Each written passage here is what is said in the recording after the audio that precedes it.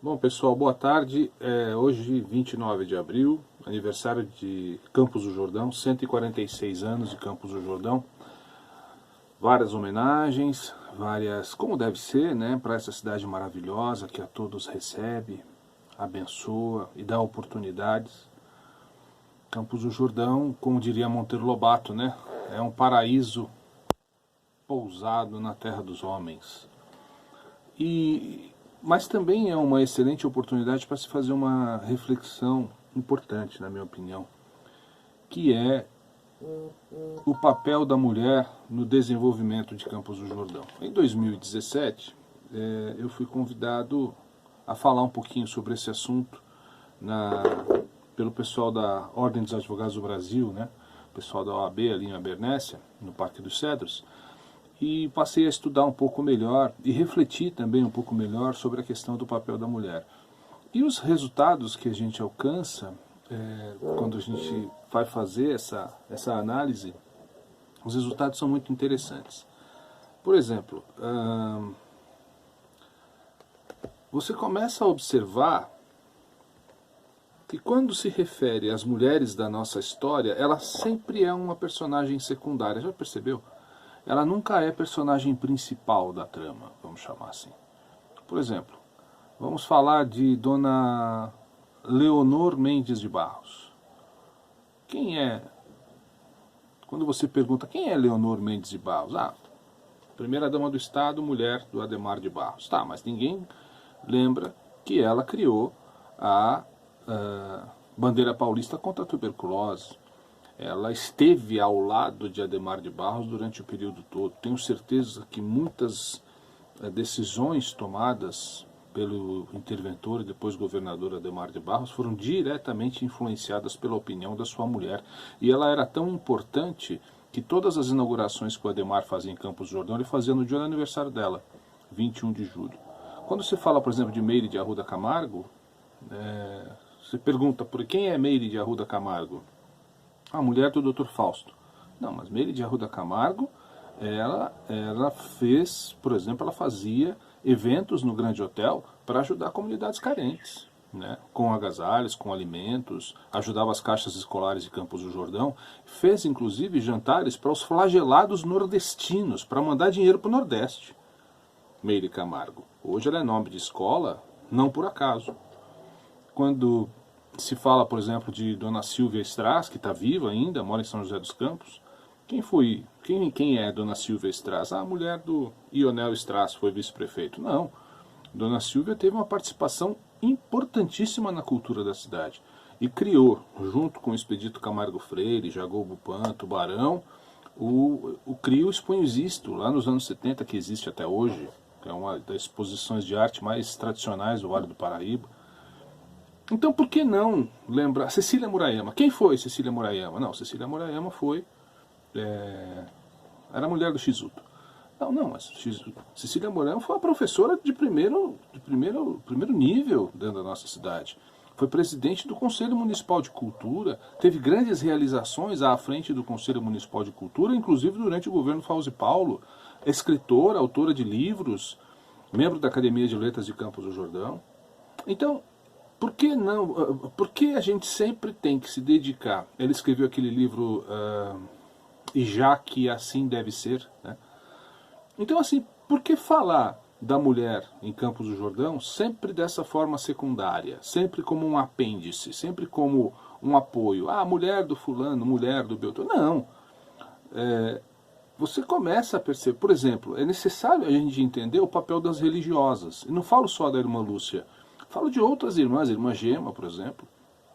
O que seria do trabalho social do Monsenhor José Vita e do Frei Orestes se não fossem as irmãs?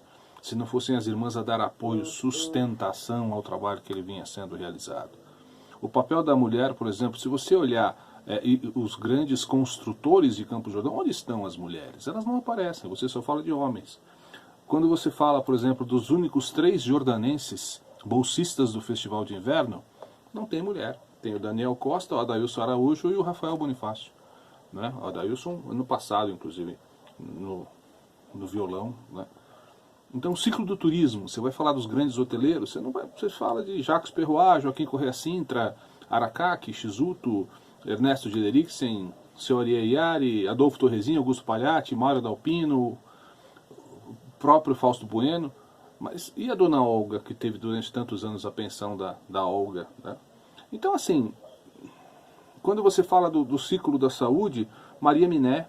Maria Miné era uma lavadeira ela lavava o enxoval, né, dos sanatórios.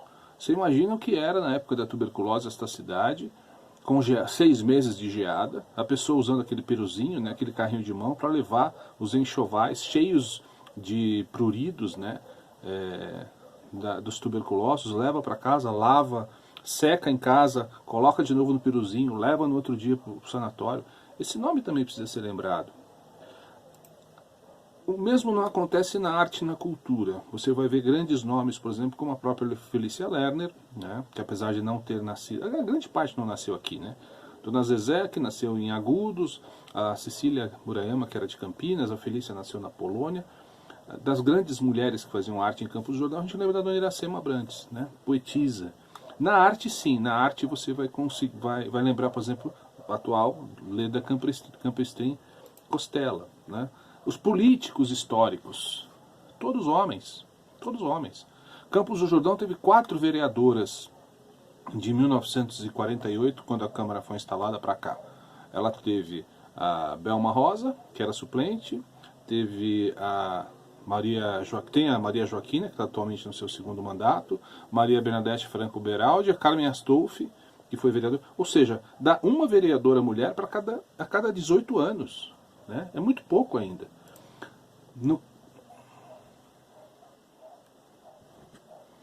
No caso do Executivo Municipal, não é que a doutora Ana Cristina César foi a primeira prefeita de Campos do Jordão somente, ela foi a primeira mulher candidata. É muito pouco, não é verdade?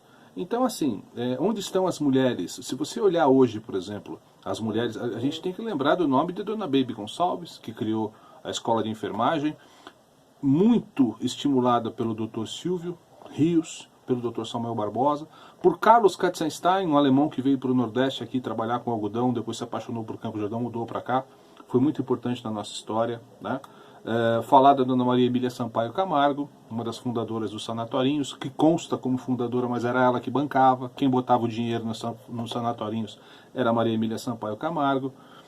Lembrar da Dona Leonor de Moraes Barros, né, milionária paulista, teve tuberculose, foi para a Suíça se tratar. Lá ficou sabendo que o clima de Campos do Jordão era melhor do que o da Suíça, veio para cá, criou o Sanatório Santa Cruz, o primeiro sanatório para tuberculosos pobres. Dona Ingrácia de Beles, né, primeira presidente da Associação Comercial e Empresarial, foi a mulher que construiu e não deixou dívidas a sede, que hoje leva inclusive o nome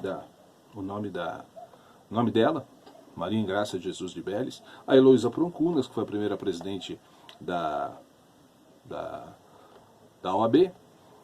Flora Caiubi, presidente, primeira mulher e única até hoje, presidente do Tênis Clube. Enfim, tem muita coisa aqui para a gente falar, mas o que eu gostaria de chamar a atenção era essa necessidade de se discutir o papel da mulher na história e no desenvolvimento de Campos do Jordão. Hoje nós temos mulheres de destaque, a gente pode citar a própria Ana Cristina Brant Cecília, que está nos Estados Unidos, musicista, né, mestre em música, a própria Adriana Harger, escritora, Débora Inácia Ribeiro, uma grande acadêmica, autora de livros, fazendo trabalhos muito importantes também.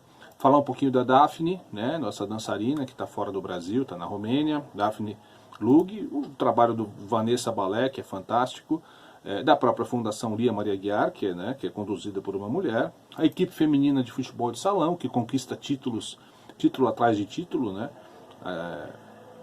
aqui no Vale do Paraíba, e as mulheres que tomam realmente a frente nas igrejas evangélicas, como pastoras, dentro dos partidos, dentro dos conselhos.